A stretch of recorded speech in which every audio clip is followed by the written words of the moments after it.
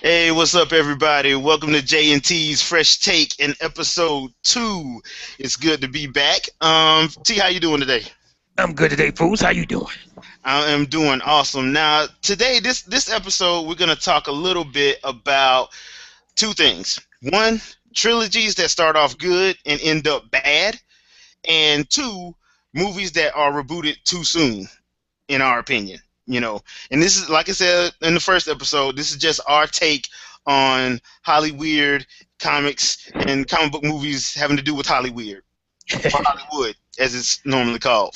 And so the first thing we want to talk about this afternoon is trilogies that start off good but end badly. And the first one we want to talk about is Batman. Now, I know there's two different sets of Batman fans. There's the Christopher Nolan Batman ones, and there is the Tim Burton slash Joel Schumacher ones. So what we're gonna do is we're gonna talk about the Christopher Nolan ones first because more people probably remember that one because that's the more recent one.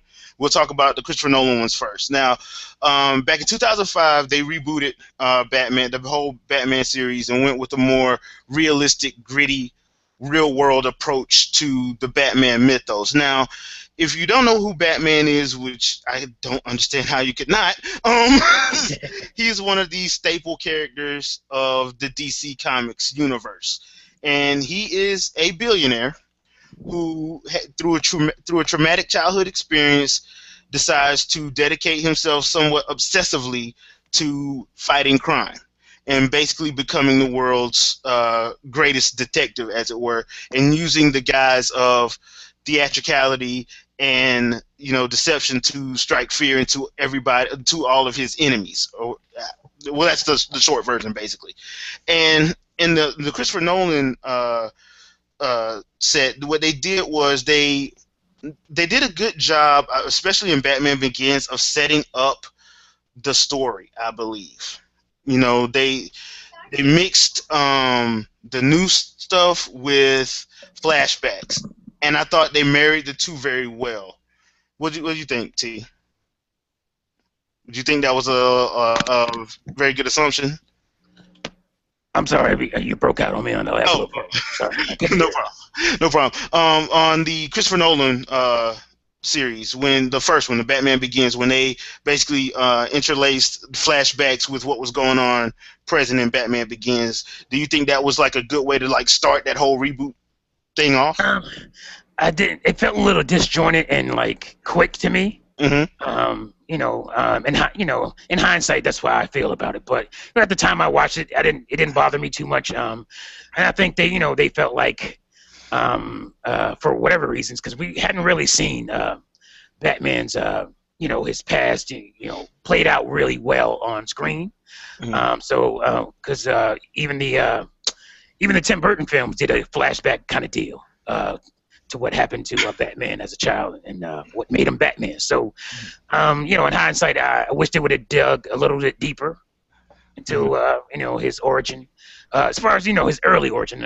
But instead of doing the flashback thing, make it a progressing regular type of thing. Instead of Gotcha. flashbacks. But it was okay. I didn't really have that much of a problem with it. Yeah, and to go even further, I think like what Batman Begins actually did that actually set it apart from like a lot of the other ones was they went and got a pretty much an all star cast. Mm. They went and got Christian Bale, Michael Caine, Liam Neeson, Kim Watanabe. They did a good job with their Thomas Ian Griffith, Katie Holmes. What's the guy's name?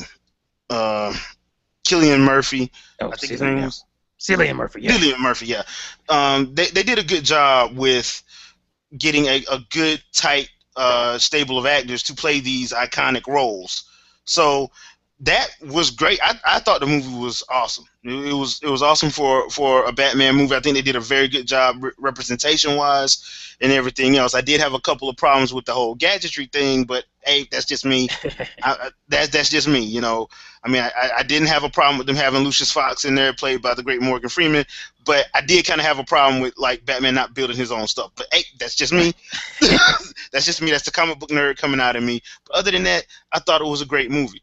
Then we moved to 2008's The Dark Knight, where they introduced the Joker. Um, and well, Heath Ledger's portrayal of the Joker, which I thought was actually pretty good. But and people don't get mad at me for saying this. I don't think it was better than Aaron Eckhart as Harvey Dent. I'm sorry. He did a good job. Heath Ledger did a great job. He did an outstanding job. But me personally, I thought Aaron Eckhart did a better job. That's just me. The problem that I had with the Dark Knight was the Joker. Every time I've read the Joker before this movie came out, they made sure to always have. He was cynical. He was evil, but he always had like quips and one-liners, things that actually you would say, "Oh, that is messed up what he just did," but you couldn't stop laughing. You know, Yeah, because he was the clown prince of crime. Now, a lot of people will say, "Oh, that's just stupid. He shouldn't be like that. That's not scary." No, that is kind of scary to me, actually. yeah, When you read how he does stuff, like well, in the comic when he killed Jason Todd, that was jacked up and gory, but I was laughing because of the stuff he was saying. I mean, I know I shouldn't have laughed, but I'm like, this is I'm wrong, and I'm chuckling. But I mean, it was the little things like that, and that had more to do with the writing of the movie because, like I said, there was only 3 scenes where I actually chuckled with the Joker in there, and it was one scene. And if you haven't seen this movie by now, I'm not even yelling spoiler alert. Um, it's been what you waiting on? yeah, it's been 6 years. That's your fault. Um, the scene where they're trying to blow up the van with Harvey Dent in it, and he's passing the guns along. I thought that was funny. That was funny because he kept going from one gun to a bigger gun till he got to the rocket launcher. I thought that was hilarious. The whole blowing up the hospital where he kept pushing the button but nothing happened, so he started walking off like, man, what in the world going on? Then it blew up. He's like trying to act like he didn't do anything. I thought that was funny. And the whole letting Maggie Gyllenhaal go. That was hilarious. So those are only 3 times though I actually laughed in that movie. But once again, the movie was great. But it was a great movie. But I just thought it would have been a little bit better if Joker was Joker. But once again, that goes to the writing. But Then, well, mhm, let me just jump in here real quick before you move okay, on. okay. I want to defend Hollywood here a little bit. Oh, Just a little bit. I understand it because I'm a fan of the comics as well. mhm, And yeah, I understand completely what you're talking about. But I think here's a situation perfectly that shows what works in the comics won't necessarily work in the movie mhm. adaptation because think of a comic almost as a stage play. You know, there's not a bunch of whips and zangs and whatnot in the background. Is the background might just be a paper of the city skyline or something. Okay, To okay. pretend that you're out there on this. So as the actors themselves have to they have to what's the word I'm looking for? Project themselves to the audience Mhm. to get them into it because the stage is not going to be able to do it. What they're seeing on stage ain't going to be able to do it. So they have to project. They have to yell and scream, sometimes to get the audience's attention. And to me, that's kind of what you get in comics. You get these over-the-top characters because you're not looking at moving images. You're looking at still images, and these characters have to jump out at you. And I think in a movie that won't work because it'll be too much. It'll be too much of that kooky craziness. You might even get annoyed by it. Okay, So they okay. have to play they have to play it real careful. To where it's not gonna be overbearing to the audience. Because there's so much in a movie, you got all this other stuff going on that the audience has to also take in. And if you have this character that's just like bang, bang, bang, bang, bang in your face the whole movie, that's all it's going to take you out of it. So I think that's what they were thinking with the character. So I'm gonna give them a little leeway on that. Because especially for Joker, because Joker, you know, he You, can he can wear you out you know, mentally. So and now that you say that, that does make sense. Because like, if you had a writer that didn't know that, he would probably go overboard. You're right. right, right. You He would get probably you go get way Robin overboard. Williams in an interview. You ever see Robin Yeah. Williams in an interview? Oh man, that dude is uncontrollable. Yeah. So that's what you Yeah. got to worry about. Okay, so yeah, that makes sense. Okay, yeah, I can give you that one. I'll give you that one. All right, so then we go into the Dark Knight Rises, and this is the one that actually it went backwards for me. Like the series just went down. Um, there were way too many plot holes, and the thing that everybody wanted to see, because basically what they went and did was they took what happened in the Nightfall storyline. They took what Frank Miller wrote in the Batman Returns thing, and they tried to merge them into this movie, mash them into this movie, and try to talk about the 1% and what was going on in the world today. And I don't really think that worked Mm. because of how the because of how everything was. I mean, uh, and don't get me wrong. I like Tom Hardy as Bane, but what I didn't like the radiator mask. I didn't like that because he sounded stupid. And most people don't notice, but Bane, he was a luchador, so that's why that was the reason for the mask. Mhm. And they didn't even use venom, which I didn't expect them to use venom, but what I did expect them to use was a variation of that chemical that they had in the first two movies Mm. that they were talking about. I was expecting them to use that as a as his steroid, as it were. So it was one of those situations where I felt like the, the writers, they had their stuff, and they're like, okay, let's throw this in, let's take this out and throw this in, let's take this out and throw this in, and we'll just make it work. And I don't think they should have did that because uh like I said, it was one, way too many plot holes, Mm. way too many, like too many to the point that I'm a Christopher Nolan fan, and I've seen a lot of his work. There's no way in the world I could imagine him missing these. You know, Yeah. I mean, you're right, man. This is like Christopher Nolan gets called pretentious a lot, and I never really felt that. yeah, But this is the one movie I felt that in. I felt there was a lot of pretentiousness going on in this movie. Basically, I can do this because I'm Christopher Nolan, almost. I yeah, felt. Now, don't get me wrong. I like the movie overall, but like you said, there's a ton of plot holes, and I just felt like this was a culmination of of Christopher Nolan's going up smelling his own farts, and and having no problem with the smell. I just felt like basically, if you look at, I was expecting Venom in this movie. hmm, But like you said, I was expecting, you get the regular Bane for the whole movie, and then maybe at the end, because the big fight is coming at the end, when Bane's losing, I mean, he pumps that venom in, and you get a little. I mean, he don't have to like Hulk up and blow up and all that stuff, but you can visually show, that he's getting stronger from the venom, and keep it grounded in realism. Because that's the thing that these Nolan movies wanted to do. They wanted to hmm, ground Batman into a realistic world. With I actually felt like Batman Begins was very more fantasy based. hmm.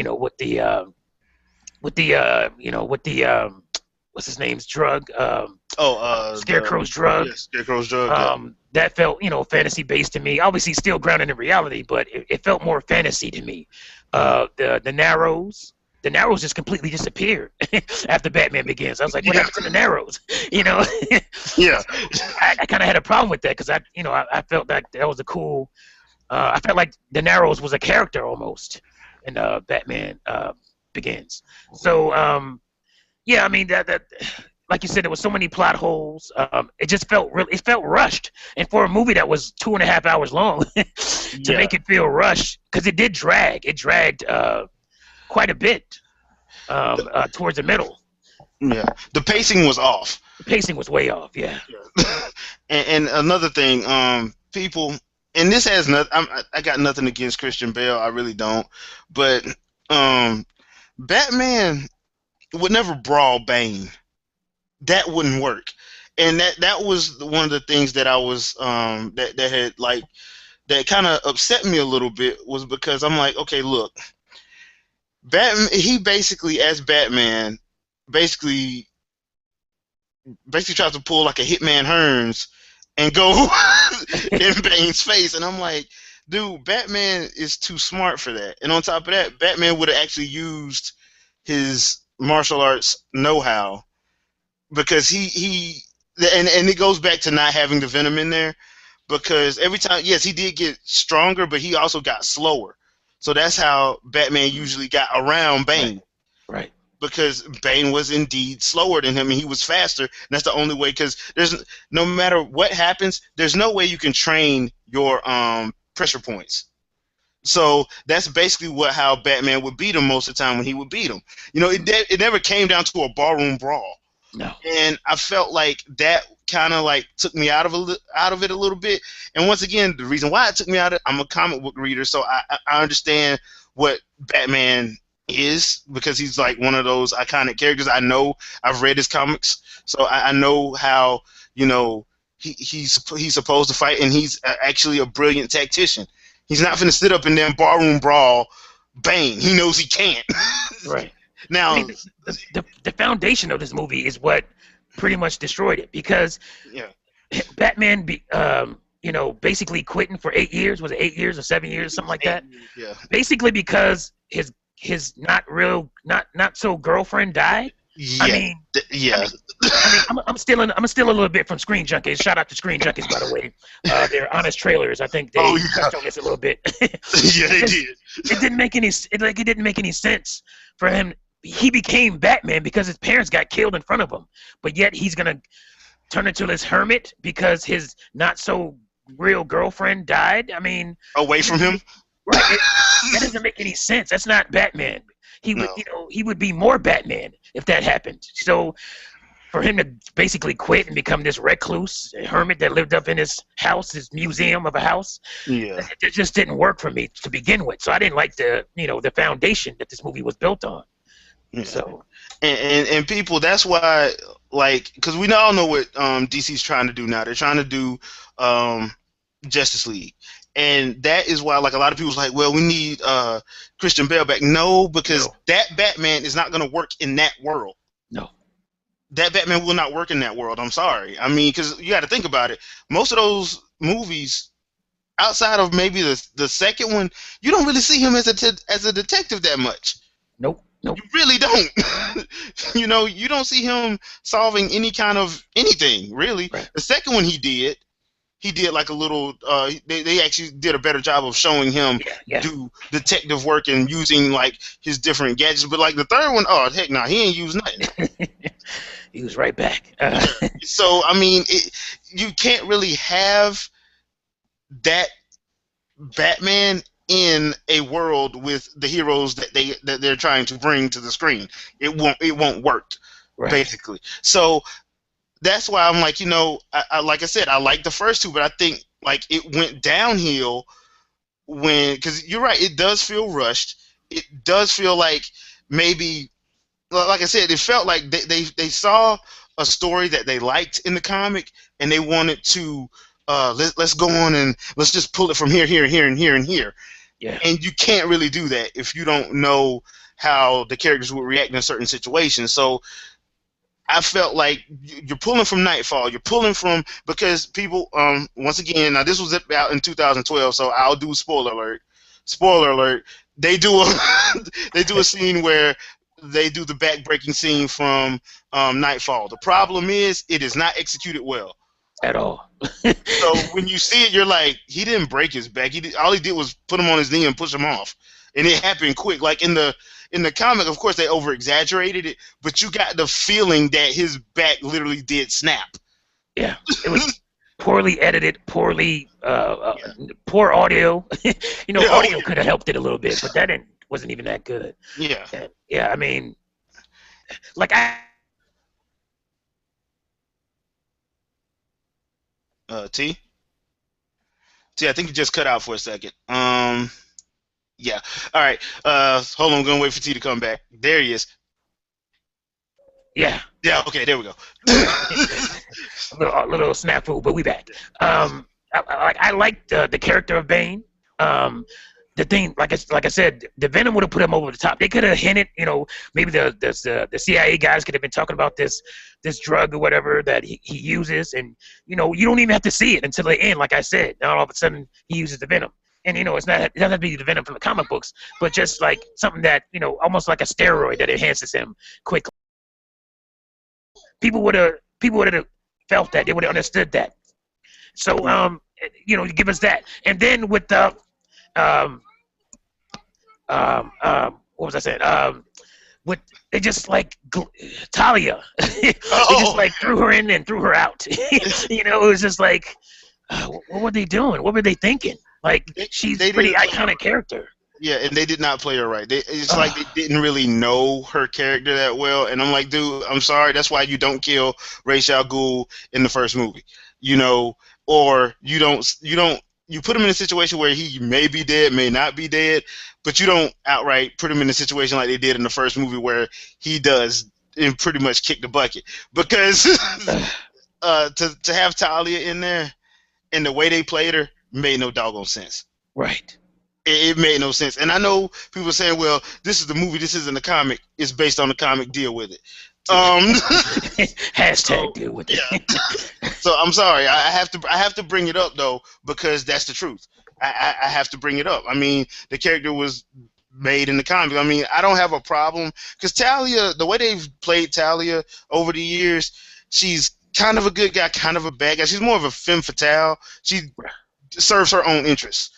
And I really don't think, once again, spoiler alert, she would have did that with the No, whole bomb thing. I just don't think that doesn't serve her. That doesn't serve her I mean her purpose at all. she was a complete butthurt Yeah, Italian. It's like there was no middle ground. She was playing good, but she wasn't good. So it wasn't like you know, like kind of like Catwoman, yeah, where she's a good person, good character, but she does bad stuff. yeah. So I mean, that's kind of what Talia is, but they didn't know that's wasn't what she was in the movie at all. No. And she was only Talia for like 10 minutes anyway. Oh So yeah, like she's Talia. Literally, when she becomes Talia, you know you're at the end of the movie. I mean, seriously, that's when she becomes Talia. You're like, okay, that makes no effing sense. But all right, whatever. So get to the bomb. I yeah, mean, that's one of the biggest plot holes in the whole movie. Let's talk about that. the bomb. All right. So, all right, the bomb. Man, what can I say about it? It was dumb. Ugh, It was basically there for the final fight scene.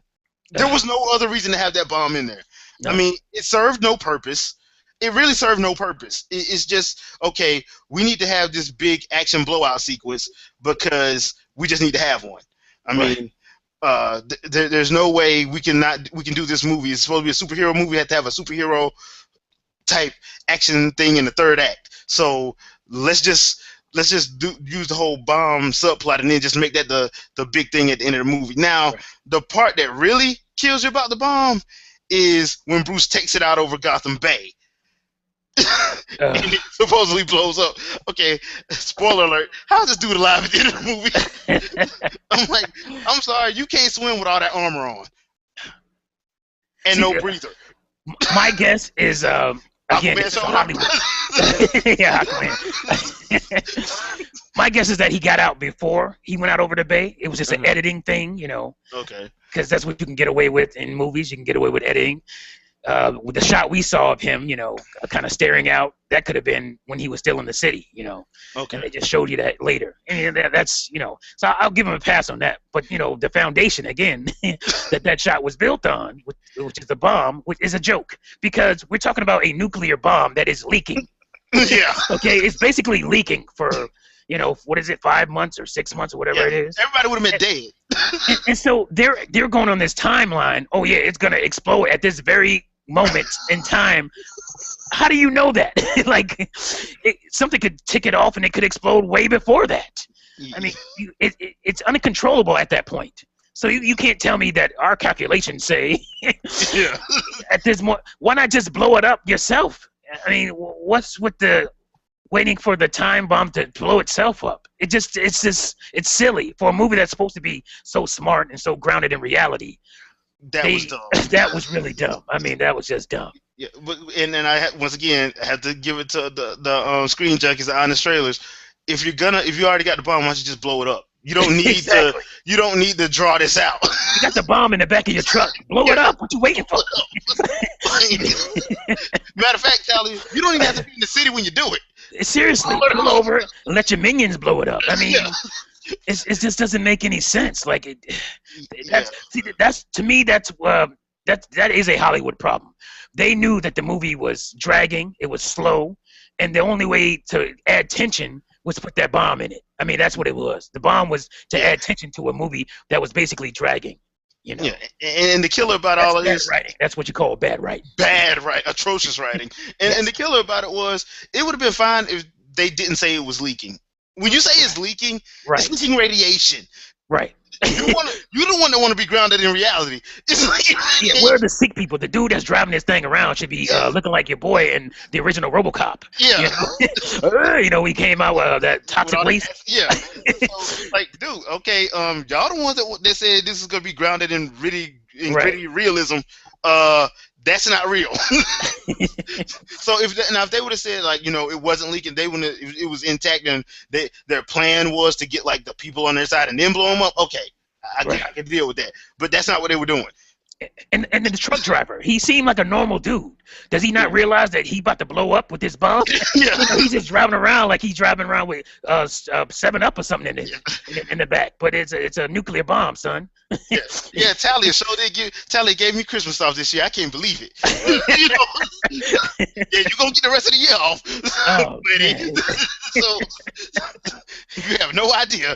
he was way too calm when they know they're about to blow up. It just didn't seem like if you had a bunch of crazy people, that were doing this, then it would be more believable. But these dudes seem kind of normal. Yeah, they seem normal and very sane people. Like if you would have put, like, say, some of the downtrodden people and just be like, look, you do this and your family be taken care of. Okay, give Right. me a reason to have them Right. be like, I gotta do this. I gotta do this. Okay, I understand. Stupid, I Yeah. understand. Like even Bane's right hand man. I don't know if people remember him or not, but that dude was off his rocker. Like he was, you could tell, but he was controlled, but he was crazy. Yeah, Like have him driving a damn truck. yeah. I would have believed it more, than that dude who looked like he was a regular truck driver. Like, man, so I wonder what they got me carrying. They ain't Dunkin' Donuts back there, Yeah, so like I said, it was bad writing. It was put in there to add attention to a movie that was obviously dragging along, and they had to have something that made it quicker, and made it more tense, and that didn't really work. At all. So, and that's how I feel about the Batman trilogy. Now let's swap gears and go into the original Superman one. Now the original Superman was more. It wasn't really a trilogy. It was more like a quadrilogy or whatever. Okay. And if you want to add Bryan Singer's in there, you can. But and Tim, I'll let you talk about this one. All right. Yeah. Superman the movie, which is the first one, 1978, is my favorite all-time superhero movie, and it to this day. And the reason is because obviously it doesn't hold up visually as well, but to me, it captured the Superman at the time. It captured the character of Superman at the time, and it's better than any movie since, to me, as far as I'm concerned. And it was a masterpiece. It made because before Superman, there weren't any superhero movies that were not laughed at. This movie was looked at as a superhero movie, but also as a great movie. And it was the first time we got that. Yeah, you had the kookiness of it, but there was still gritty, grounded realism in it too, and it was just perfectly done. Richard Donner was the man, and he was basically fired halfway through Superman 2. A lot of people don't know that, but there were parts of Superman 2 that he had nothing to do with. Basically, the Paris scene and the ending of the movie was not Richard Donner's. Actually, I didn't mind the ending of this Superman 2 because his ending was actually basically a retreading of the Superman 1. Superman basically went back and did his whole, turn the world backwards and fix time or whatever. And then, that worked for me back then. It was fine. But we always, that he would have just basically destroyed the earth in the real world. He would have killed everything. We'd have had floods and, it'd have destroyed the planet. It would have been bad. Right. It would have been really, really bad. But his director's cut is out there now. I think it came out in, I want to say like 2007, right around the time Superman Returns. was made. Um, you want to check that out. It's much better. It's more Richard Donner-ish, except for the ending. I didn't really care for the ending too much because of the first ending. And then we get to Superman 3,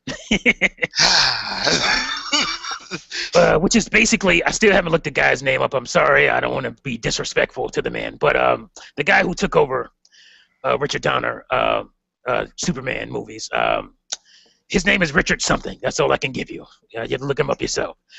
And basically, they wanted to make it more slapstick, and you want to reach a broader audience than they already had. I thought the audience was pretty broad enough, because Superman the movie brought in Superman fans, yes, but it also brought in just movie fans, because you had like the ILM. ILM was doing his thing with the visual effects, because ILM did a lot of the visual effects in Superman, because they came off of Star Wars, obviously, which was a huge success, and so there was that whole buzz with the visual effects. But Superman 3 wanted to be way more comedy than the original 1 and 2 even, and that's when they went off the rockers. They went off the rails with that one, and it pretty much, to me, it killed the Superman, the trilogy that could have been, and it was basically the beginning of, honestly, all Superman or all superhero trilogies, where the third one is just not up to par. It just, you came to expect it because of Superman 3 and the subsequent sequels to superhero movies. So, they threw in threw my boy Richard Pryor. A lot of Richards going on in these movies. Yeah. Richard Donner, Richard Pryor, and then the other Richard director, I can't remember his last name. And a lot of slapstick comedy with him. He basically took the movie over for a nice piece of it. And they thought they would get his fans in to watch it, but I don't think they really did. There were just so many. And then we're back with Lex Luthor, his schemes and his. I actually mix it up with Superman 4, because I think Superman 4 is when his son came in, Lex Luthor's son. Which, where did they get him from? Yeah, I don't even know how that happened, how that passed quality control. But yeah, and to add a little bit to that whole Superman thing. See, this is what happens when you change directors. I hate when Hollywood changes directors. Like one of the other trilogies we didn't talk about was the original Tim Burton Batman. Now, his Batman 1 and 2 were great. They were great. But they kind of wanted him to do something a little bit different, so they got rid of. They didn't go with him. They went with Joel Schumacher, and it's just like what happened with Superman. It felt stupid after that, because you come to expect something, but you're getting this. And Superman 3, that wasn't Richard Pryor's kind of movie, so I never understood. Once I got older and went back and watched it, I never understood what in the world Richard Pryor was doing in there to begin with. It was one of those. It's a situation where Hollywood took over that movie, basically, because they threw in Richard Pryor. He was popular. Richard Pryor. He's popular. We'll throw him in, and then they threw in video games. That's basically what you got with that supercomputer at the end. It was video games were really popular in I think it was 83 when it actually happened.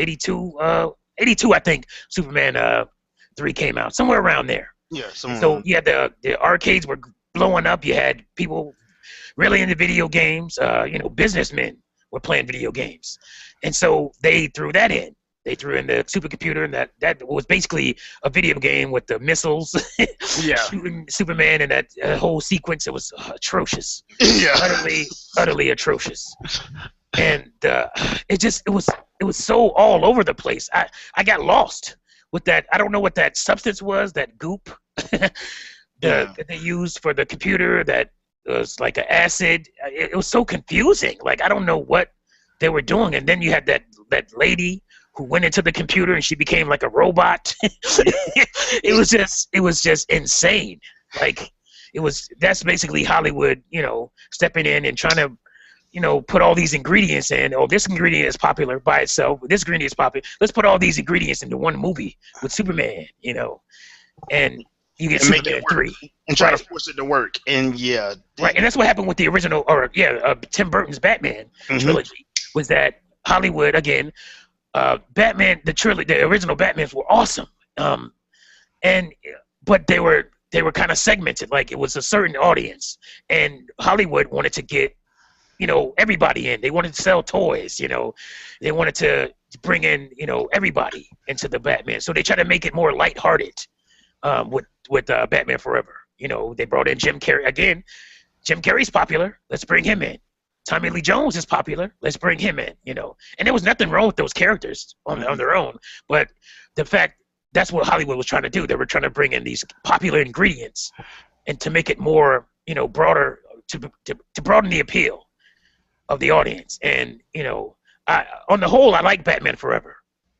But it brought us Batman and Robin. So we'll get into that later. But Yeah. that's what you were saying with Superman that's what I'm saying with Superman is that they tried to broaden it too much, and they got away from the character of Superman. Like Superman wasn't really in this movie that much.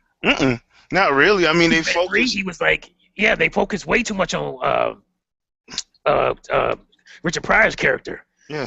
And this whole computer, that whole supercomputer thing, it was a joke. And that came down to like atrocious writing. Once again, somebody in quality control didn't didn't do their job. Oh, I didn't even speak about the opening sequence, which was a complete.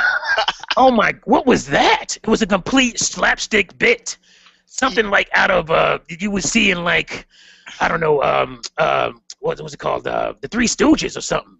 Yeah. Like this long sequence of just like slapstick where people are falling into each other, and It was really jarring. It was really jarring. I didn't even know it was a Superman movie. You wouldn't even know if you didn't see like the opening, the Superman kind of logo and the John Williams theme. like the John Williams theme and all that stuff. You wouldn't even know it was a Superman movie if you saw just that sequence. So it was just like, what the hell is this? Yeah. So yeah, that one. I mean, and I think that a lot of the problem happened because of that firing. If that firing doesn't take place, Right. we probably get a better movie without. Because like you said, they went back to Lex Luthor. Why? Superman has a stable of enemies even back then.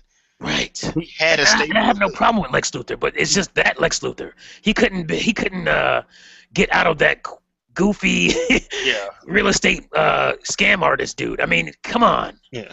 He should have evolved. Yeah, and that was half of the problem. And I mean, especially like now, since they did like a reinvention, especially of Superman, because they did it twice since then. Right. And the way they did Lex Luthor, making him straight up cutthroat, ruthless. I mean, yeah, even now when you go back and watch those movies, you're like, why, Gene Hackman? Why?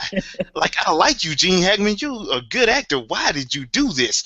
But we got to look at the times and all of that. But like I said, that was just one. That was just one. That was like the beginning of that whole trend of the third movie is going to be sucky, and that brings us to our friendly neighborhood Spider-Man. Now, Spider-Man, Sam Raimi's Spider-Man, I enjoyed the first one. The first one, yeah, it wasn't anything like they left certain stuff out of the comic, but I understood where he was coming from, but they made sure you had the essential stuff, they made sure that you had the stuff with Uncle Ben and Aunt May. They spent a good chunk of time with them. And what they really did that was actually good about the movie was they did good pacing. Good pacing with a good story with some of the elements that made Spidey, and one very good J. Jonah Jameson.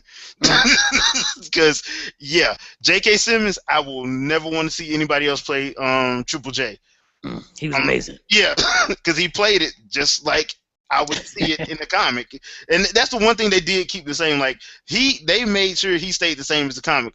Loud and over the top. because if you read a Spider-Man comic, Triple J. Jonah Jameson is like that. He is loud and over the top. He does stuff that makes no sense. He's a conspiracy theorist, and he's cheap as I don't know what. Even though he's like a multi-billionaire. So I mean that part I had no problem with it. I did have a problem with the whole Tobey Maguire not doing a lot of quips, but then again, I think he played a better Peter Parker than he did Spider-Man, and that's just how I feel about it. There were a couple of letdowns in that movie, but at the time, you got to remember the last good superhero movie we had seen before Spider-Man that got mass acclaim was really the second Batman movie, the second Tim Burton's Batman movie. Mm. The other ones, people were pretty much panning them off the rip. And so when you get Spider-Man, a movie which they said couldn't be done, and they actually did a very good job on it, Sony was all happy, and Sony started seeing dollar signs. So now the first movie, Sam Raimi had creative control. The second movie, good, but the problem was you could start to see little stuff that if you watch Sam Raimi movies and Sam Raimi TV shows, you're like, dude, I don't think Raimi would have did that. So you're like, okay, yeah, I like the second one. I mean, and coming from Sam Raimi, I could see like where his love of the comic and what he was doing. I could understand why he went certain ways that he went, but then there was always something something that would be off about a sequence here, a scene here. And the one thing that kept killing me was why they kept letting Tobey Maguire take that mask off. I'm like, he doesn't need to come out that mask. Why do they keep letting him come out that mask? So once again, I'm like, it was just little things here and there. And then we got the abomination that was 3. People, I'm sorry, Sony. I do not believe Sam Raimi messed that movie up. I believe Sony did. I believe Sony wanted him to throw Venom in. I believe he was trying to set up something, and Sony was like, "No, we want it in there now because we did this poll and people say they want it. They want to see Venom and Carnage."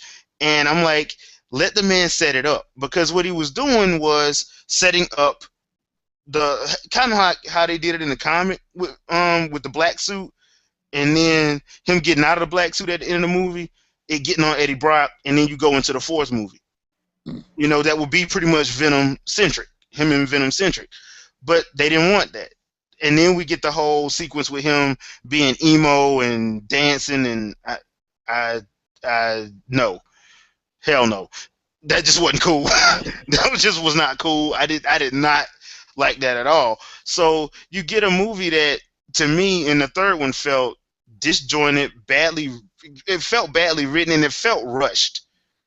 It just felt rushed. And then when you start reading little things on the internet, you start seeing little stuff where you're like, yeah, the original script basically stops the movie with the Venom suit getting on Eddie Brock. Like, they stop Sandman, but the Venom suit actually gets on Eddie Brock. Eddie Brock doesn't, die or anything like that, like they tried to do in the movie. Spoiler alert. But it's one of those situations where you're like, okay, did Sony really just shoot themselves in the foot? Because yeah, like I said, it wasn't exactly Spider-Man from the comics, but Sam Raimi did a good job. You could see his love for the material in it. Yeah, we had a couple of costume offs, like the Green Goblin thing. I didn't like the whole Green Goblin suit, even though I did like how they made it like a defense contract thing, because Norman Osborn in the comics was big on military operations. That's how he made his money. So I did kind of like that. In the second one, I did like how they did Doc Ock, which, like, he was actually a pretty decent guy, and then he got basically taken over by his own, experiment.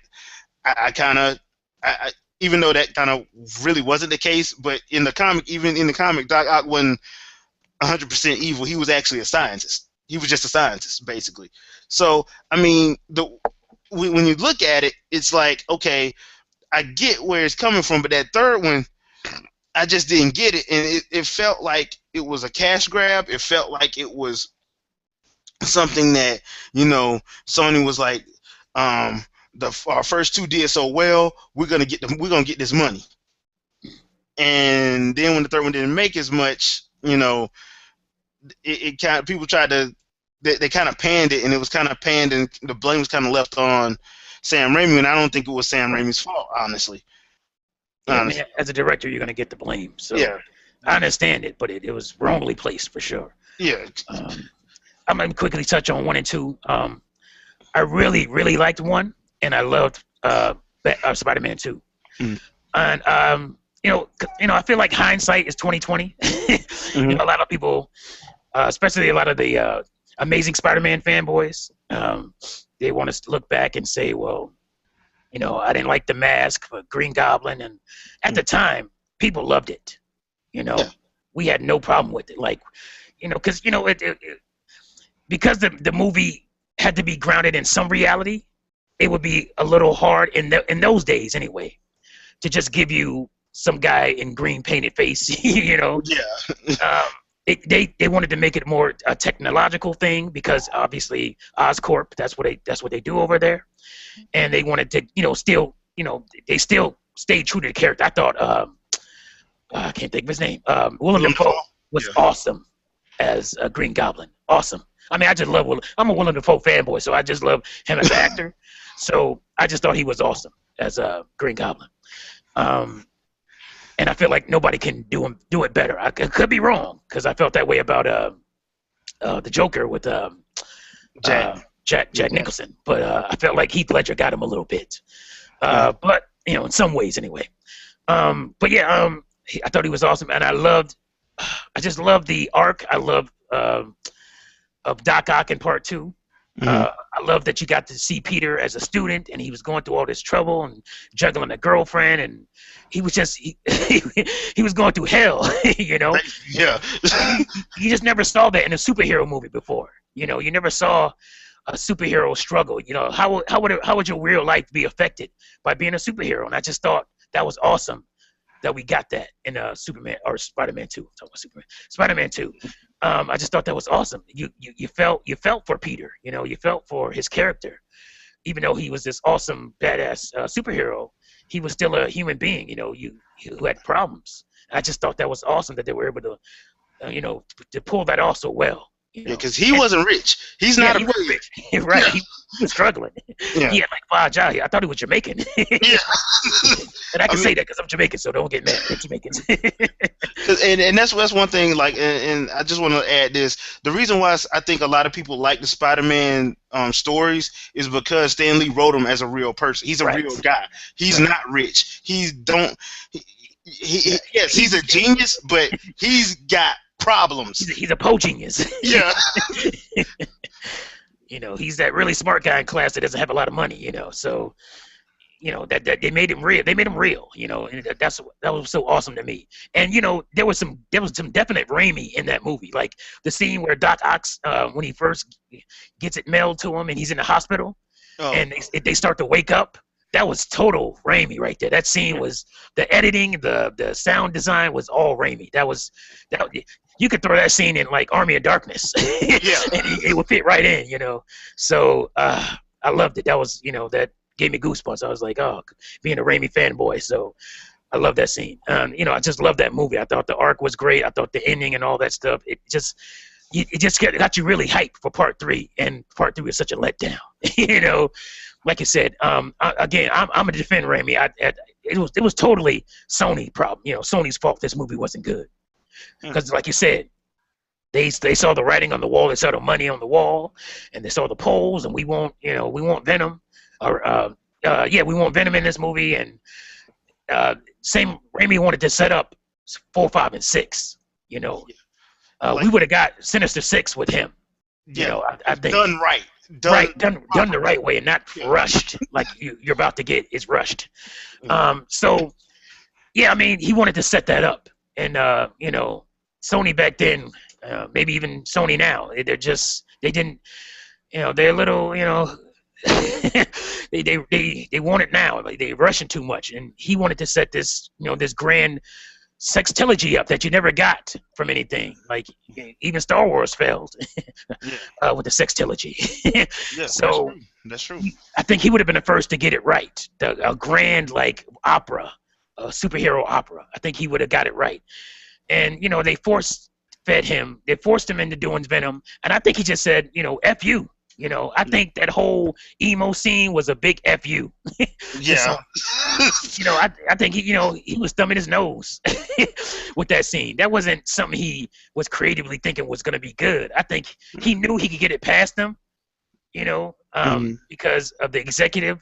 They wouldn't have had a problem with that scene. They would have had no problems, and they didn't with that scene. But he knew that scene would have got the fans mad, and it did. He It had to totally know pissed the that. fans off. He knew it. He knew it for Yeah, sure. he had to. Sam Raimi's been doing this too long. He Right. had to have known. That was so out of left field. Yeah.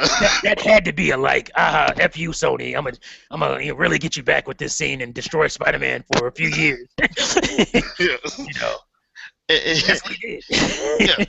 And people, that is our perfect segue into movies that we feel have been rebooted entirely too soon. Spider-Man. It's Spider-Man. The Amazing Spider-Man. Look, I've said this 100 times, and I'll say it again. We know Spider-Man's story. We know his origin. We know his origin. To take a movie that was what at the time was what 10 years old, and then try to say, okay, we're gonna need to retell this story. We know the Uncle Ben, with great power comes great responsibility. We've seen it too many times. We know it. I mean, one of the things about Spider-Man is they shouldn't. We still had Sam Raimi's movies fresh in our minds, and there was, even though I have no problem with Andrew Garfield, I felt like Sony just was like, okay, look, we got to do everything in our power to keep this movie out of Marvel's hands. Right. So let's just reboot it. Let's just go and reboot it and put something out. Now, the problem with this is I feel like where Tobey Maguire got the Peter Parker parts correct, where you got to see his struggles, you got to see how he really did have it hard. Andrew Garfield, on the other hand, they wrote his Spider-Man parts a little bit better. They did. They added a lot of the quips, the whole, because really that's how Spider-Man gets by his enemies. He makes them mad into where they screw up because he won't shut up. and that's just the truth. He was Deadpool before there was a Deadpool. Because he would piss his enemies off because he just wouldn't shut up. But you got to remember, he's a nerd. Right. So this is him. He's been bullied his whole life. It's the time for him to, unleash that frustration. And so he just picks at people until they screw up, which they normally do. So I think in that respect, Andrew Garfield and Mark Webb and those that made the Amazing Spider-Man, they got that part right. But in no way did they get the Peter Parker stuff right. In no way did they get the Peter Parker stuff right. And once again, I feel like they should not have rebooted it because of the simple fact that we already know this stuff. We already know it. I mean, Spider-Man is a very popular character. He's might not be as well known as your Superman, your Batman, your Captain America, your Wolverine, but he's up there. Right. And his origin story is probably more well known because of the whole "with great power comes great responsibility" thing that they always put in there, and on the top of the fact that he was just a regular guy. He wasn't a billionaire. He wasn't an alien. He wasn't a trained assassin. He's just a regular average Joe that actually had something happen to him. So in that respect, you like, okay, Sony sees, okay, we don't want Marvel to get, because Marvel movies have been doing good. They've been making bank. We don't want to lose this. This is our meal ticket. We done made so much money off this franchise. We don't want to give it back. So, because I don't think people realize, like, the Marvel movies that are at other places, they're really just contracts. So you have to keep, like, the studio has to keep making a movie before, they have to make at least like one movie before the contract ends, because Marvel has basically got back their stuff on TV, like their cartoons for Spider-Man and X-Men is back at Marvel. So it used to be at, I think X-Men had their TV stuff was with Fox, and Sony had Spider-Man, but well, now it's reverted back to Marvel. Same thing with the movies. So to keep Marvel the rights from reverting back to Marvel, you had to do a Spider-Man movie, you had to do an X-Men movie, and I think this is what happened with Spider-Man. And they, instead of just doing the next movie in the line and just changing the characters up, they decided to reboot it and call it The Amazing Spider-Man. And um, It wasn't amazing. no, it wasn't. Even though the first one did have an amazing cameo by Stan Lee. That Stan Lee cameo was freaking awesome in the first one, in The Amazing Spider-Man. I love Right. that one. But other than that, no, it wasn't. And this second one, well, everybody knows by now. They're trying to set up the Sinister Six. If you watch the movie, they did not handle that well. They didn't handle it properly at all. So you have them like, okay, we just. I feel like Sony's just saying we got to keep it out of Marvel's hands. Right. Whatever we do, keep it out of Marvel's hands. If we gotta make up some BS, keep it out of Marvel's hands. I mean, because how are you gonna reboot a movie after 4 years? Yeah. Is that what it was? How much? It How long was was it? because Spider-Man 3 came out in 2007. Yeah, 4 years. 4 years, and you're rebooting it? I mean, come Yeah. on. It's When still the too fresh in yeah people's minds. too fresh, and on top of that, people even though they didn't really like the third one, people still like the Sam Raimi stuff. Right. All you had to really do was just take it in the next logical step. In my Yeah. opinion, you And still could have. you could have brought Venom back as the villain Yep. for this one. You could have started off with him the whole for the whole movie, Hmm. and it would have just been more. To me, I felt like Amazing Spider-Man movies were just boring. Like I was just kind of bored. Like they didn't pop for me. The second one more so, but it actually did pop more. But the Amazing Spider-Man, the first one was just kind of boring. It was just kind of going through the motions. It felt like a movie that was just made so they could keep the damn license. Yeah. That's what it felt like to me watching it. And that's the problem, because like they felt like they had to do the origin story over again. They didn't.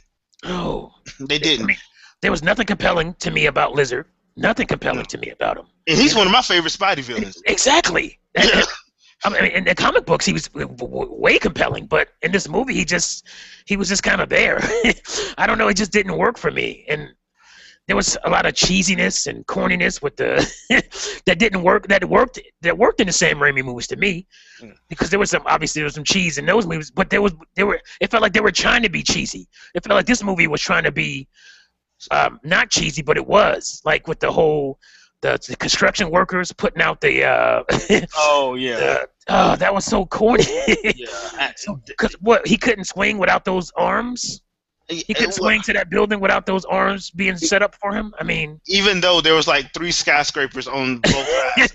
exactly. I'm not saying. I'm not saying. I'm like, he could have actually did that, but Right. It was just whatever. stuff like that, and then like the bullet wound that was so traumatic. He just forgot about once he got to where his destination was. It's just it was gone. He like healed from like he was like he turned into Wolverine or something. It was gone. So that whole sequence didn't even matter. It shouldn't even happen. I mean, it's just I'm nitpicking, but I'm nitpicking because there wasn't a lot going on for me.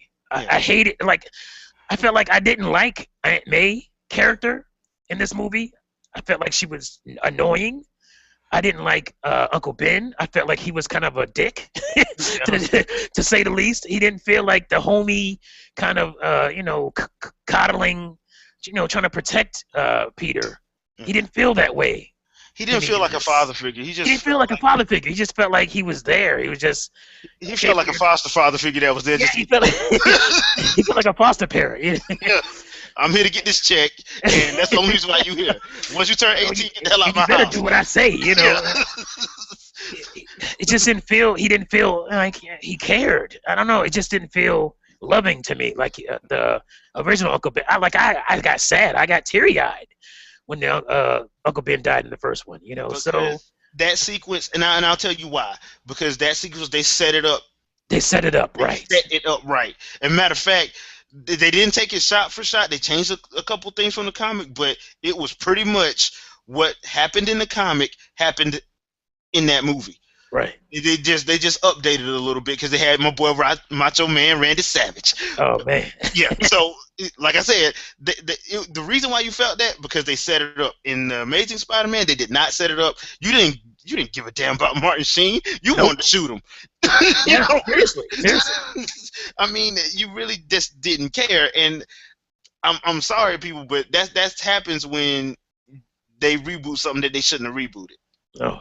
In my opinion, I don't mind them changing the characters. Oh yeah, they They could have could have changed it. had, I mean, yeah, they had no choice, yeah, pretty they much, had for no some choice. of them. Because I mean, Tobey Maguire, he's my age, so there's no way in the world he was going to be doing all that crap. Right. So yeah, I had no problem with them changing up the characters. I really didn't. My problem was you don't need to do a reboot for something that the majority of the people are gonna know.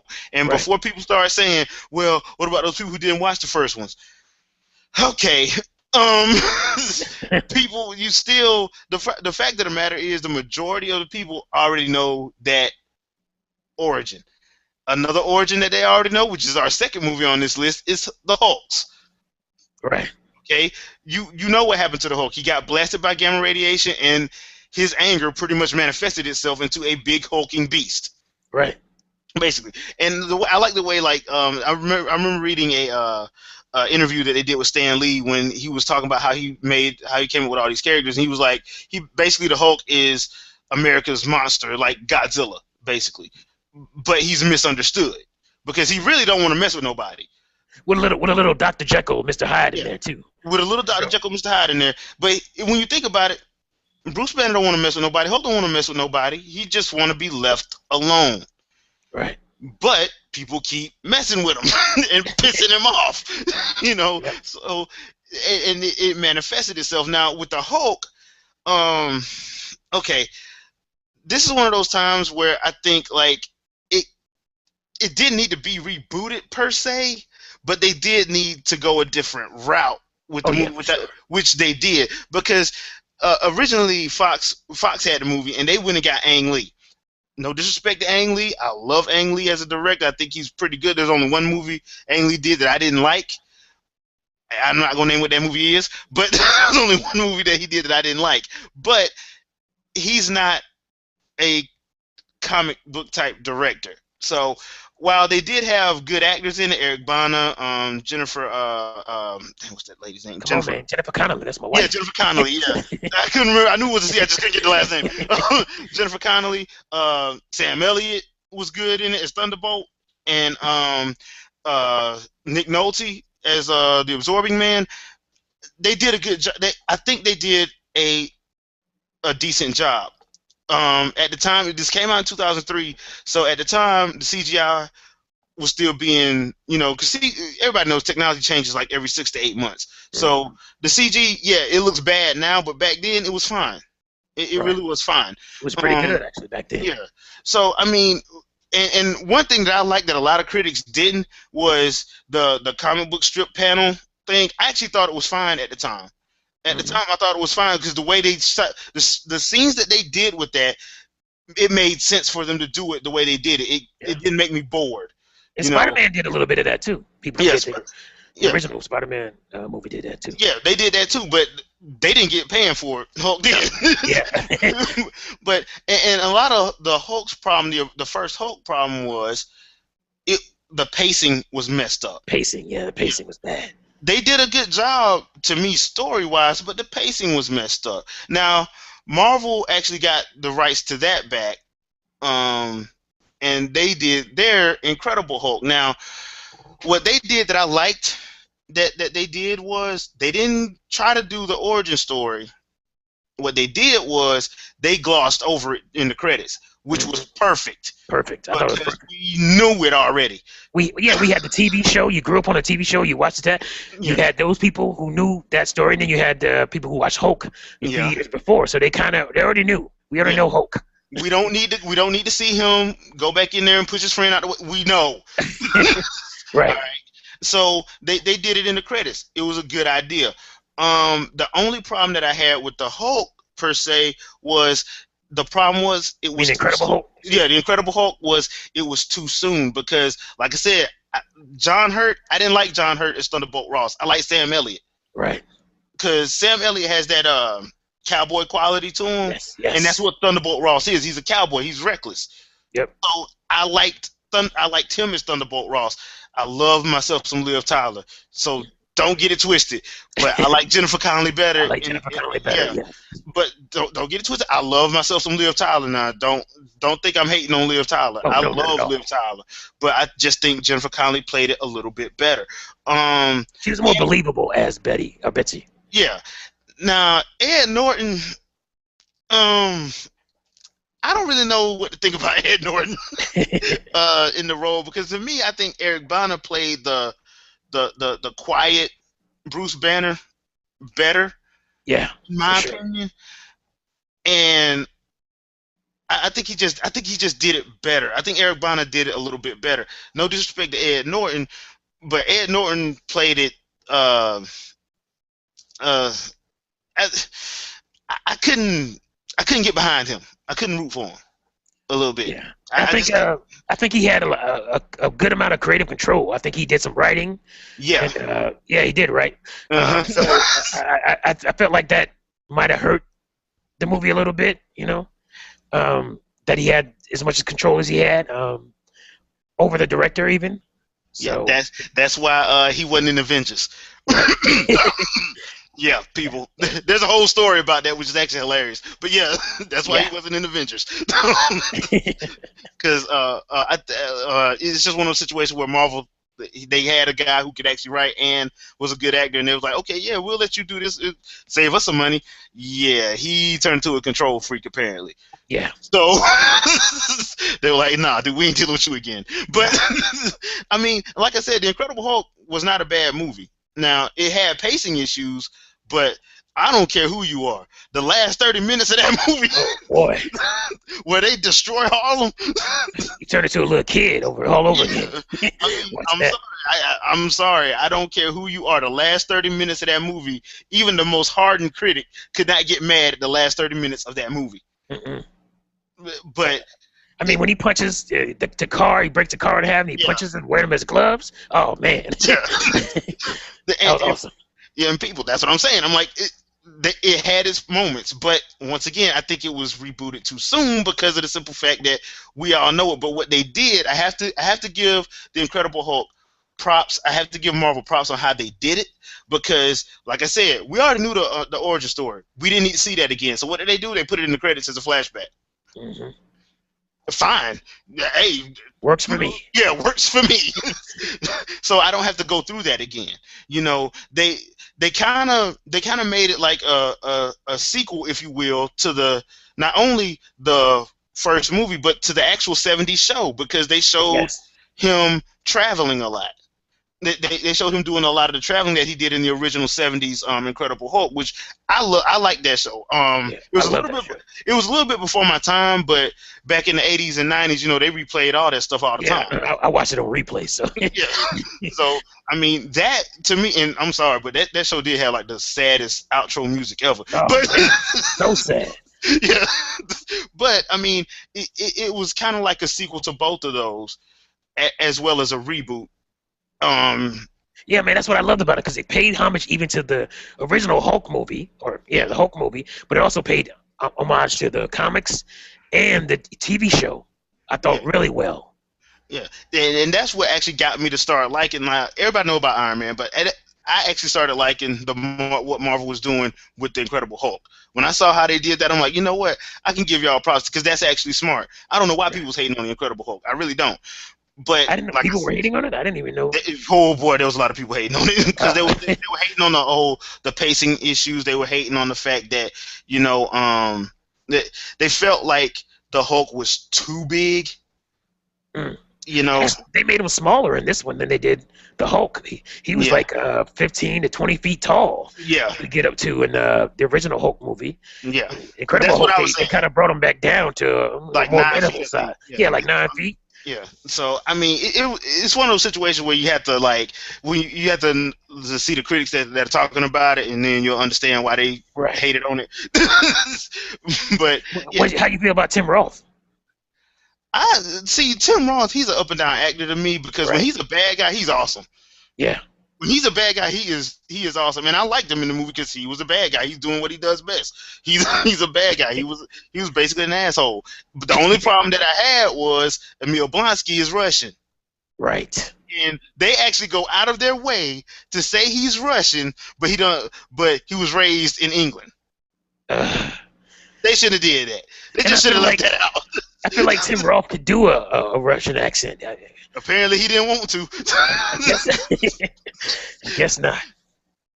But yeah, I mean, other than that, I mean, I thought his performance was awesome. I think they did a good job showing how crazy he really was, even though I don't think that's Yeah. how he was in the comic. But yeah, No, no, they did a good job showing how crazy he really was and he was crazy. how much he really wanted to fight the Hulk.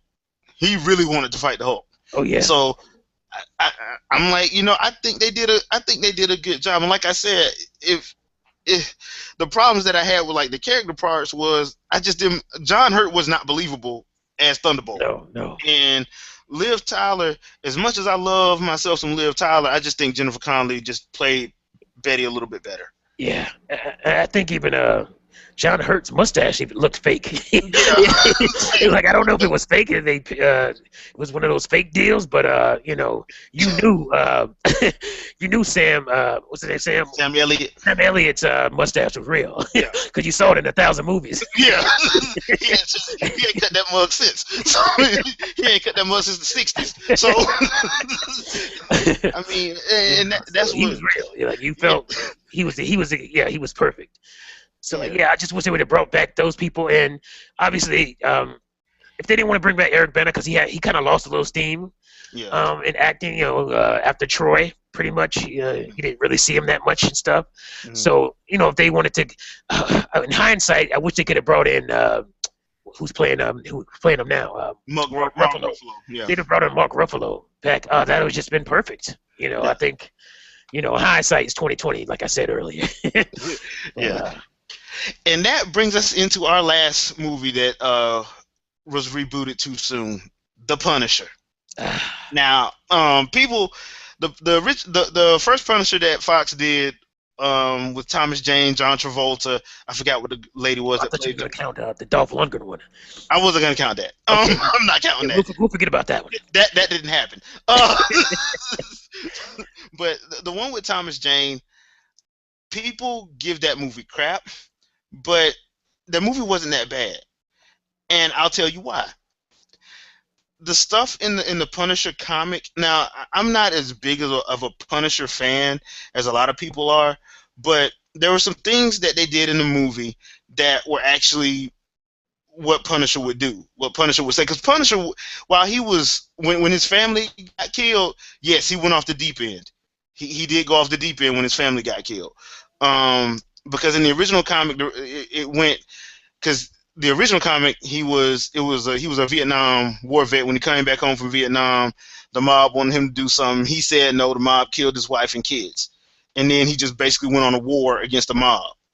And that's pretty much how he was. He went on a war against the mob. Now in the Punisher movie with Thomas Jane, they made it a little bit different where he was fresh from I want to say Iraq, and he had a job as an undercover agent, and he kills one of the mob sons, um, and the mafia boss basically, well, not the boss, but the wife wants his family Right. dead. It's not even the mafia boss. It's the wife wants his whole family dead, and they kill him in a pretty jacked up way Uh, because they pretty much run him down and run him over. Um, and he should have died, but he doesn't. And he pretty much comes back and goes on this whole vengeance against the people that did it. He pretty much takes down John Travolta and his whole little mafia network. Now, that movie I thought was good. They did a good job of showing who Frank Castle was. They did a good job of showing um, uh, the problems with his character. Like there really was a war going on inside of him with um and I know it's a bad it's a taboo now in Hollywood to talk about Christianity, but his wife was Christian and he was actually starting to believe when she died. So when he goes on this whole rage filled vengeance tour, like I like to call it, they actually did a good job in that first movie. If you go back and watch it, they do a good job of showing that war that he's having inside of himself between should he just go straight in these guys and doing what how his wife had started to get him to believe and uh not do that because like a lot of people don't know like in I think I want to say it was Garth Ennis's run on Punisher where Punisher every time there was a crossover done or an arc done he was about to kill himself. And in the movie, and I'm not yelling spoiler alert, that movie came out in 2004. At the end of the movie, Thomas Jane actually has the gun because he got his vengeance and he was going to kill himself. And what they showed his wife crying, and he put the gun down. And I thought that was, to me, I'm like, okay, that's a good homage to the Punisher um, story because I thought that was how the Punisher was to me because like I said I've read that book. I've read some stories in that book. I'm not the biggest Punisher Frank Castle fan, but I have read his stuff and that's how I see Frank Castle as. Now the one they did when Marvel got the rights back because that one got critically panned. The first one with Thomas Jane got panned, but they did do like they did with Daredevil. They did a director's cut. The director's cut was way better. Way better. It was way better. And even though I didn't have a lot of problems with the original theatrical cut, there was some stuff that, I was like, okay, well, I understand why they cut it because they trying to get that PG-13 money. Right. I understand that. Once again, there was another scene in the movie, in the original movie, where this guy has a lot of metal in his face and he gets it all yanked out, ripped out. They don't show it in the original theatrical cut, but you hear it in the background. And sometimes, I don't know if this is the same with you, T, but sometimes when you're watching a movie, if they just if you hear the screams in the background, that messes you up more than actually seeing the actual act. There's a trope in Hollywood or that less is more, and a lot of times less is more. Like if you don't see it and you just hear it, it messes with you. It messes with you even more than actually seeing the gore itself. So, yeah. And that what leads me into my problem with the Punisher. I forgot what they called that one. The one that Marvel did. War Zones, or was that the game? No, I think that was actually what it was called. I think it was called because it was based off one of the actual comic book names. I want to say it was Warzone. Yeah. So here's my problem with that one. They just went overboard. I mean, I understand they wanted to keep that rated R, but they went overboard with the gore. Like a lot of it was just straight up overboard. They had scenes in there where even though Ray Stevenson did an okay job, but to me I think Ray Stevenson was channeling Dolph Lundgren. Oh boy. That's the feeling that I got when I watched that movie, that he was channeling Dolph Lundgren and he wasn't actually being Frank Castle because he looked like he was, drunk and all crazy. And I'm like, okay, yeah, they had a couple of the actual of the other New York villains that Punisher had, Jigsaw, and I forgot what the other guy's name was. And they were okay, but like I said, I just think they went way overboard with the gore. The story really, in my opinion, wasn't that great. And although I do like Ray Stevenson as an actor, I don't think Thomas Jane did a way better job. And what people don't know is Thomas Jane actually backed out of that because he didn't like the script. Yeah. He had backed out of that movie because he read the script. He was attached to do it at first. Mm-hmm. Marvel had got him. Marvel had got him back, and he was attached to do it first. But he didn't like the script, and I don't blame him. After watching that movie, I don't blame him because to me it was atrocious. It was bad. They had, like I said, they went overboard on the gore. Which I like my action movies as much as the next man. I don't mind a little gore, but when you go overboard, it detracts from the scene to me. It just does. I mean, when you see a guy, there's only so many ways I can see a guy's head get splattered. Okay, I mean, and forget about Frank Castle and the character and who played him better. It was just a bad movie. Yeah, Like it was just like I was like, they actually, how much money did they spend? Who was the director on this? This is just a terrible. Like it was like I wasn't sure if they were trying to be funny or if they were trying to be serious. I couldn't figure it out yeah, because if they were trying to be a B movie, then it would be, I guess, a little bitter. yeah. But at the time, it was one of those things. Oh man, we lost the T. Well, hopefully he'll be back in a little bit. But at the time, I don't think they were trying to be a B movie. I think they were trying to be serious. But I don't know how they could have went. I don't know why they went that route. Like I said, you didn't really get to see like some of the inner struggle. I did. Well, I didn't. I didn't notice the inner struggle that was happening with Frank, and I don't. I don't know if they were trying to be B, and I think what happened was they were trying to go for the gritty, but they were gonna throw like some of the weird comic book characters in there. I don't know if you had the snafu here, but I went out, so I missed Oh pretty much yeah, the last minute of what you were saying. uh, I was just saying that I think they didn't go with the B route. I think they were trying to like be serious, and then what wound up happening was they saw some of the people have something to connect Right. to Yeah. basically. Because look, the first one, I liked it a lot. Partially because I was living. They shot it in Tampa, Florida, and I was living there at the time, so I got to run down to the sets and see all the people crowding around and see all the stunts. And I know that bridge where the I forget who he was chasing. It was chasing somebody, or somebody was chasing Harry him. Heck, when Yeah, when yeah, the that's what it was. Harry Heck. Yes, I remember that whole thing. I saw that whole scene as a bystander, so that was pretty cool. that was a pretty cool scene though. That Yeah, it that was a really real was a cool pretty cool scene. scene. Yeah. So that was, yeah. That film will always have a special place in my heart because I got to see it being made firsthand. And I think they saved a ton of money shooting it in Tampa, Florida, because obviously shooting it in L.A. or whatever would have been way more expensive, New Hmm. York or whatever. So it was all over the news at the time. It was the big thing at the time in Tampa. So yeah, I had that experience with it. And like you said, I think Hollywood stepped in. They got scared, I guess, because it was kind of dark, and so Hmm. they tried to PG it up a little bit, and that's what hurt it. One of my biggest problems with the movie actually is John Travolta as the villain. As the villain, yeah. Yeah. Like he works as villains in a lot of movies. He just didn't work as one in this one for some reason. He was too whiny. I don't Yeah. know. It just came off really whiny to me.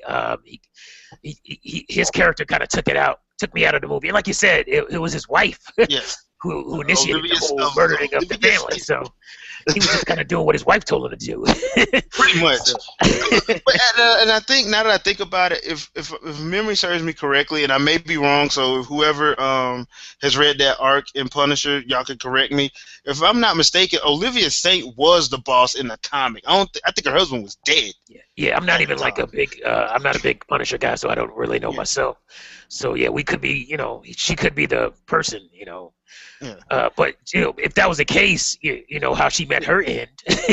So yeah, yeah, even if that was the case, they kind of just said, well, screw her anyway. So yeah, it didn't really matter if she was the boss or not because they kind of, offed her and, yeah. unceremoniously in the movie. So, um, so yeah, I mean, that's a big part of the movie is the villain. So that kind of took me out of it. And yeah, and they tried to throw in some slapstick with the neighbors, his neighbors and stuff. Yeah. That wasn't really working for me. It wasn't working, but sometimes it was kind of it didn't really work. But after seeing some of the violence that they were still trying to pull off, Right? Yeah, it was I know why fine. they did it. I know why they did it. I just think the execution of the slapstick wasn't good. Yeah, Like yeah, I didn't mind it when there was slapstick to lighten the movie up because you need that.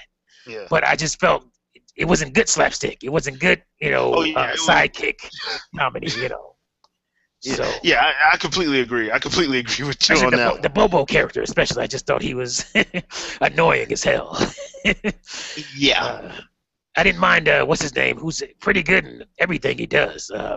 You always remember. I can't remember his name right now. It's pretty funny I say that, but was he the guy the that guy, worked for the Saints? yeah, the The guy guy that that worked he he was a neighbor too. He had all the piercings. the rings. Yeah, him. Yeah, he's funny. Yeah, he Yeah, I does can't a remember lot his of name comedic right now. stuff. Yeah, He's a very good character actor. He's been in a lot of stuff. yeah. He was in what's that movie with Bruce Willis, and Bruce Willis plays the dad of I can't remember the name. Where they kidnap this boy and they keep him and they end up killing him at the end. Uh, Uh, they kidnap this kid and they hold him hostage, and he doesn't really know he's been held hostage. I know what you're talking about, and I cannot remember the name of that movie. Ben Foster. Ben Yeah, Foster. That's his name. yeah, Ben Foster is the guy I'm thinking about. He played the um, the tattooed piercing guy. yeah, He's always really good in those little side characters. I liked him in that, but the Bobo guy threw me for a loop.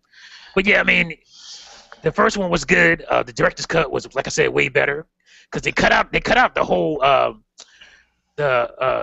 Punisher's partner. yeah. And the movie, and they put it back in. Yeah, Right, they cut him out of the movie, the theatrical release, but they put him back. His story arc was I thought was so important to the movie. It would have made it so much better. yeah. When you go back and people, if you go back and actually watch the director's cut, you'll see what we're talking about. Yeah, I don't know why it got cut out either. It shouldn't have got cut out. It's a major plot point major, that should have been in the movie. Matter of fact, the ending would have been different. way better. Yeah, it would have been way different. Yeah.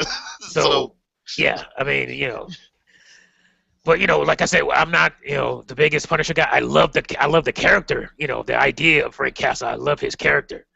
And I thought Thomas Jane Wade definitely did it best. I hope so at some point they bring him back and they try, maybe third time's the charm. Yeah, because Marvel, since Marvel got it back, they're gonna do it again. Yeah. They're going to, because they're gonna add him. They're gonna find a way to add him into the Marvel universe. The Marvel Cinematic. Yeah. If they got to go to Netflix, they're gonna find a way to add him in. Right. Because Punisher, whether you like it or not, he's an iconic character. Right. That skull shirt is an iconic character. There's one thing I did like in the Thomas Jane movie. They actually explained what the shirt was. I love that. I love they explained the shirt. I thought it was really nice. It was perfect, I thought. Yeah. So, and a lot of people didn't know that's what the shirt was. It was a good luck charm, right. basically. And I think about the Punisher, as far as if they would have done with the Punisher what they did with Blade. Like, I know there were some Hollywood execs saying, "Oh no, this is too dark, this is too bloody," but they eventually, what's his name, got his way. What's the director? Steve Norrington. Norrington got his way, and he was able to make the Blade movie he wanted to. And thank God, because if he didn't, and Blade didn't turn out good, we might not have got a Spider-Man. No, we wouldn't have got a Spider-Man. We wouldn't have got a Spider-Man. We wouldn't have got X-Men. X-Men. So if it wasn't for Blade made it possible for those other guys to say, okay, we're viable now. We can do this. So people forget that a lot, but it was Blade that started out first. Which brings me to something that, and this is for people that don't know, Blade actually got to start in Spider-Man. So I would actually love to see, like, even though Sony does have it, I would actually love to see them do the Sins of the Father arc where Blade shows up and have him and more, because you can put Blade in that story, because really all Blade is he's the boogeyman for vampires. Yeah. So you don't have to have it like rated R if he's going to be in a team-up movie with Spider-Man, because basically you could just do it as he's the boogeyman. Like, you see a vampire coming across, just like the end of the first Blade movie where he goes to Russia and that guy's about to bite that girl, and then he comes up. That's basically how you could have it done without the whole thing, and just like I said, we could have the because the deaths are all, they turn to ash anyway. I mean, at this point, we don't need that Blade anymore. We can use it. We can do a more PG, Blade now. Yeah. So I mean, I would actually love for them to do the Sins of the Father arc, where you have like Morbius, Blade, and Black Cat and Spider-Man in there, because I said, that was actually a pretty decent story where they actually had Blade in there. So I mean, and that's neither here nor there, but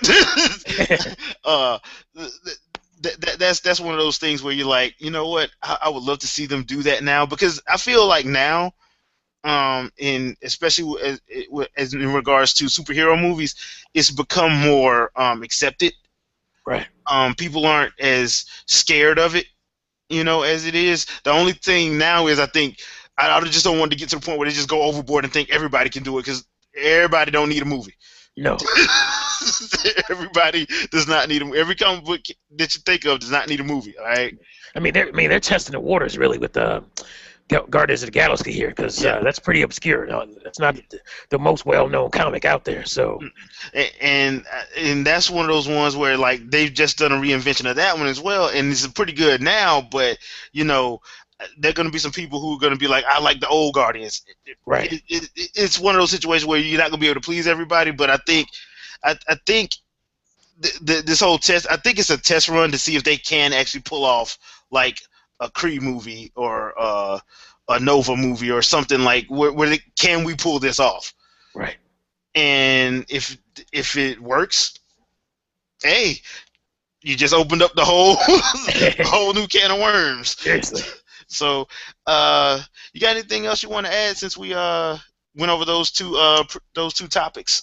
Anything else you want to add? No, I think again, this is hindsight. Uh, uh, Most of these movies we loved, so Yeah, I think we explained that. Don't think we don't. But you can still love something and critique it.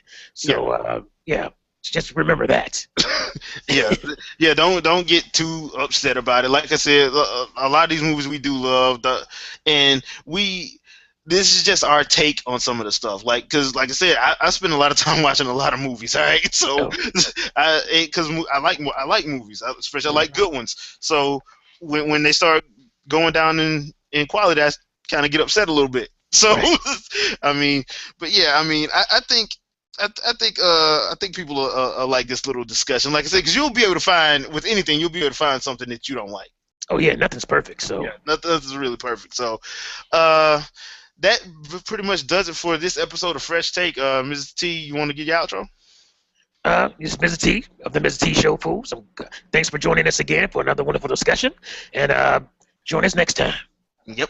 And we do have if you want to send in some suggestions, if you got something you would like to hear us talk about, we do have an email address set up. It's J and T's Fresh Take at gmail.com. I'll put that in the description so you can send your suggestions and questions there. And this is Jay, and we will see you guys in 2 weeks. Y'all have a good evening. Peace out, fools.